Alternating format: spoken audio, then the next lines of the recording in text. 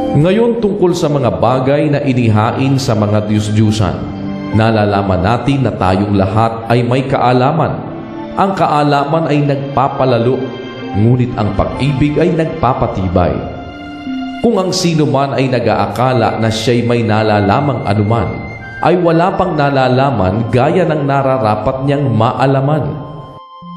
Datapwat kung ang sino man ay umiibig sa Diyos, ay kilala niya ang gayon. Tungkol nga sa pagkain ng mga bagay na inihain sa mga Diyos-Diyusan, nalalaman natin na ang Diyos-Diyusan ay walang kabuluhan sa sanglibutan at walang Diyos liban sa iisa.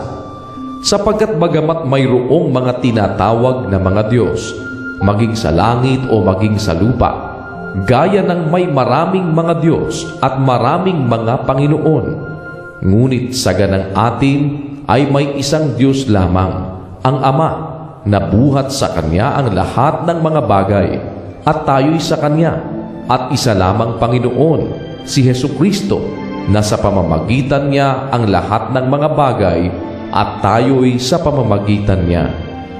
Gayon may wala sa lahat ng mga tao ang kaalamang iyan, kundi ang ilan na hanggang ngayon ay nangamimihasa sa Diyos-Diyusan, ay kumakain na parang isang bagay na inihain sa Diyos-Diyusan, at ang kanilang budhi, palibhasa'y mahina, ay nangahahawa.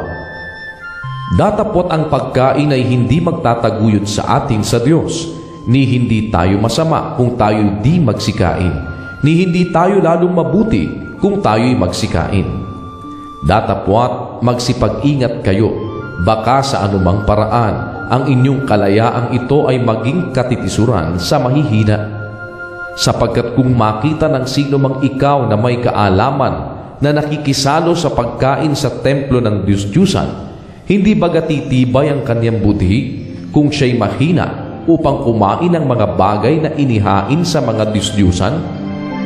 Sapagkat sa pamamagitan ng iyong kaalaman ay napapahamak ang mahina, ang kapatid na dahil sa kanya'y namatay si Kristo.